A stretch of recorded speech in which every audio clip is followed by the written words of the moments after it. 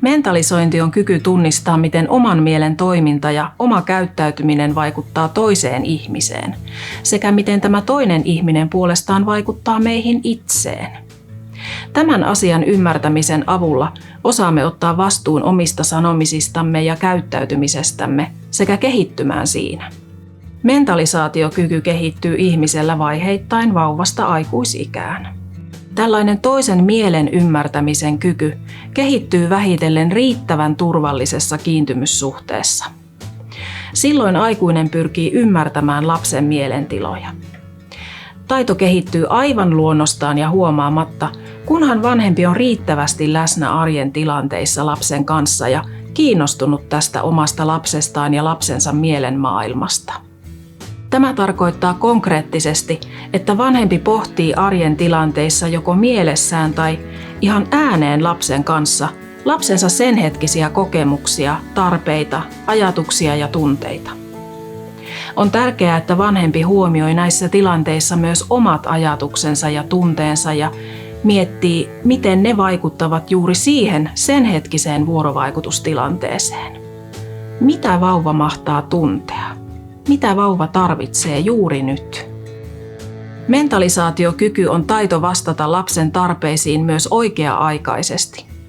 Näin toimiessaan oma käsitys itsestä vanhempana kehittyy myös myönteiseen suuntaan ja vuorovaikutuksesta lapsen kanssa tulee palkitsevaa. Vanhempi huomaa pystyvänsä hoitamaan vauvaansa tämän tarpeiden mukaisesti. Jo raskausaikana lasta odottavassa perheessä mielikuvat vauvasta alkavat vähitellen kehittyä ja mielikuvat vahvistuvat raskauden edetessä. Tulevissa vanhemmissa käynnistyy konkreettisesti fyysinen ja psyykkinen prosessi vauvaa varten. Kun esimerkiksi äiti alkaa tuntea vauvan liikkeitä kohdussa, hän kokee vähitellen, että vauva on hänestä erillinen. Myös tulevan isän kokemus lapsen erillisyydestä vahvistuu, kun hän äidin vatsaa koskettelemalla tuntee vauvan liikkeitä, juttelee vauvalle ja kykenee huomioimaan näin vauvan reaktioita. Vauva alkaa olla mielikuvissa enemmän oma yksilönsä ja esimerkiksi hänen temperamenttipiirteitään on mukava arvuutella.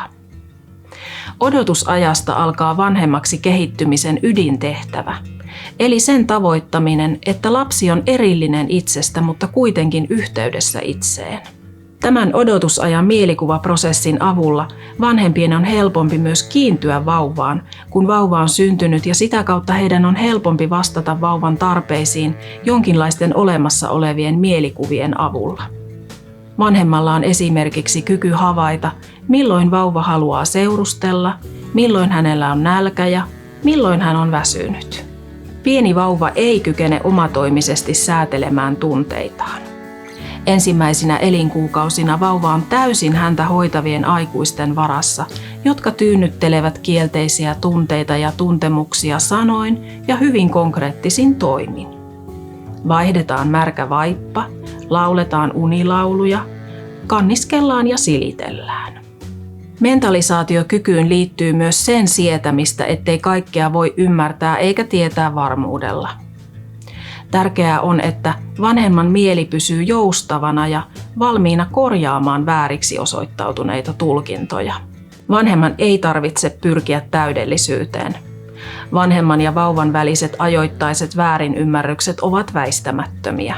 Täydellinen hoivaympäristö olisi jopa haitaksi lapsen tunne-elämälle ja hänen sosiaaliselle kehitykselleen, koska liian hyvä vanhempi ei kykene vastaanottamaan vauvan tai lapsen kielteisiksi koettuja tunnetiloja. Lapsella tulee olla mahdollisuus ilmaista joskus myös pettymystä tai mielipahaa. Vanhemmalla puolestaan tulee olla kyky korjata virheitään ja joustaa. Eli kasvatus ei tarkoita, ettei lapsella saisi olla lainkaan vaikeita tunteita, kuten surua, pettymystä, vihaa tai pelkoa. Kaikilla tunteilla on paikkansa elämässä. Vastoinkäymiset kasvattavat ja opettavat. Lapsen kaikkien tunteiden tulee olla sallittuja. Näiden tunteiden tunnistaminen, hyväksyminen ja säätely ovat taasen tärkeitä tunnetaitoja. Vain tunteen ilmaisutapaa opetellaan. Vanhemman tulee eläytyä aina myötätuntoisesti lapsen tunnetilaan ja osoittaa ymmärtävänsä häntä. Siksi yksi kasvattajan tärkeä tehtävä on opettaa lasta kohtaamaan ja käsittelemään vastoinkäymisiä ja vaikeita tunteita. Vaikeista tunteista selvitään toipumiskyvyn eli resilienssin avulla. Aikuinen toimii lapsen kanssa säätelijänä ja hän voi vahvistaa lapsen kestävyyttä ja sinnikkyyttä sosiaalisesti stressaavissa tilanteissa. Vanhemman on hyvä miettiä rakentavia, ei-pelottavia tapoja ilmaista omia hankalia tunteitaan, kuten suuttumusta, ärtymystä tai väsymystä. Optimismia, eli myönteistä ja toiveikasta elämän asennetta, kutsutaan toipumiskyvyn, eli resilienssin moottoriksi. Sen takia kykenemme tiedostamaan, että vastoinkäymiset ovat väliaikaisia, emmekä luovuta, vaan jatkamme sinnikkäästi eteenpäin. Kun lapsi oppii hyväksymään ja säätelemään näitä omia vaikeita tunteitaan, kasvaa myös resilienssi.